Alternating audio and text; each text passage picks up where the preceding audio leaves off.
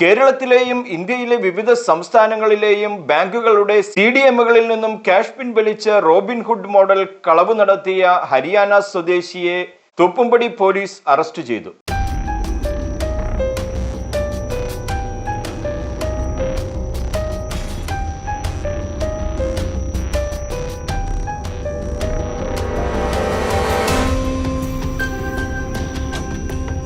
CDMകളിൽ നിന്നും cash withdraw ചെയ്യുന്ന സമയം സിസ്റ്റം എറർ ഉണ്ടാക്കി പണം അപഹരിച്ച ശേഷം ബാങ്കിൽ ക്ലെയിം ചെയ്ത് സ്വന്തം അക്കൗണ്ടുകളിലേക്ക് പണം നിക്ഷേപിച്ചാണ് തട്ടിപ്പ് നടത്തുന്നത്. തോപ്പുംപടി പാരി ജംഗ്ഷനിലുള്ള യൂണിയൻ ബാങ്ക് ഓഫ് ഇന്ത്യയിൽ നിന്നും തട്ടിപ്പ് നടത്തിയതിനെ തുടർന്ന് തോപ്പുംപടി പോലീസ് കേസ് രജിസ്റ്റർ ചെയ്തിരുന്നു. തുടർന്നുള്ള പോലീസിന്റെ അന്വേഷണത്തിൽ ഹരിയാനയിലെ മേവാത്ത് സ്വദേശിയായ ആലമും കൂട്ടുപ്രതിയും ചേർന്നാണ് ഇത്തരത്തിലുള്ള ATM തട്ടിപ്പുകൾ നടത്തുന്നതെന്ന് വ്യക്തമായി. തുടർന്ന് മട്ടാഞ്ചേരി ACP KR മനോജിന്റെ നിർദ്ദേശാനുസരണം തോപ്പുംപടി ഇൻസ്പെക്ടർ സഞ്ജയ് രൂപീകരിച്ച പ്രത്യേക സ്ക്വാഡായ Thoppumpady sub inspector Jison Dominic, ACPO Sudheesh, CPO Bibin എന്നിവർ ചേർന്നാണ് ഹരിയാനയിലെ മേവാത്തിലെ അഖേഡ എന്ന ഗ്രാമത്തിൽ നിന്നും പ്രതിയെ സാഹസികമായി പിടികൂടിയത്.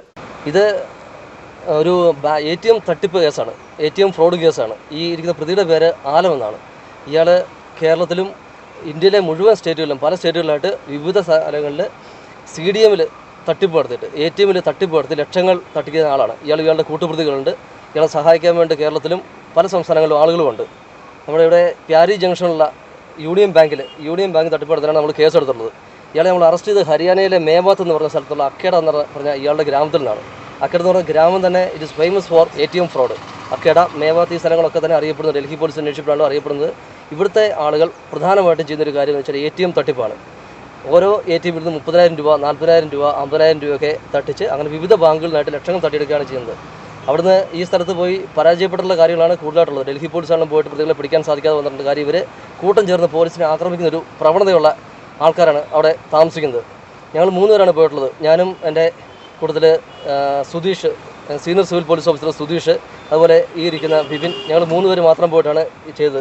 ഞങ്ങൾ 5 ദിവസത്തോളം അവിടെ ഹാൾട്ട് ചെയ്ത് പതിയിരുന്നാണ് പിടിക്കുന്നത്. ഇദ്ദേഹത്തിൻ്റെ ഫോൺ നമ്പറുകളും ബാങ്ക് അക്കൗണ്ടുകളൊക്കെ നമ്മൾ ട്രേസ് ചെയ്ത് വ്യക്തമായിട്ട് പഠിച്ചിട്ടാണ് പോയത്. കേരള പോലീസ് അവിടെ എത്തിയ കാര്യം അവിടുത്തെ ലോക്കൽ പോലീസിനെ പോലും അറിയിക്കാൻ പറ്റാത്തൊരു സാഹചര്യമായിരുന്നു നമുക്കുണ്ടായിരുന്നത്. അങ്ങനെ പ്രത്യേകിച്ച് എൻ്റെ കൂടുതലുള്ള 2 പോലീസ്, സുധീഷും ബിബിനും, ഇവർ 2 പേരും പ്രതികളെ അറസ്റ്റ് ചെയ്യുന്ന കാര്യത്തിൽ സ്പെഷ്യലൈസ്ഡാണ്. അതുകൊണ്ട് ഞങ്ങൾ 3 പേരെ ഉത്സാഹിച്ച് ഒരു 5 ദിവസം അവിടെ ഹാൾട്ട് ചെയ്തിട്ടാണ് പ്രതിയെ പിടിക്കാൻ സാധിച്ചു. 7 അക്കൗണ്ട് എനിക്ക് കിട്ടിയിട്ടുണ്ട്. 7 അക്കൗണ്ടിൻ്റെ ഡീറ്റെയിൽസ് നമുക്ക് കിട്ടിയിട്ടുണ്ട്. 7 അക്കൗണ്ടിലൂടെ തന്നെ ലക്ഷക്കണക്കിന് പല ബാങ്കിൽ നിന്ന് പല സംസ്ഥാനങ്ങളിൽ നിന്ന് പിടിച്ചിട്ടുണ്ട്.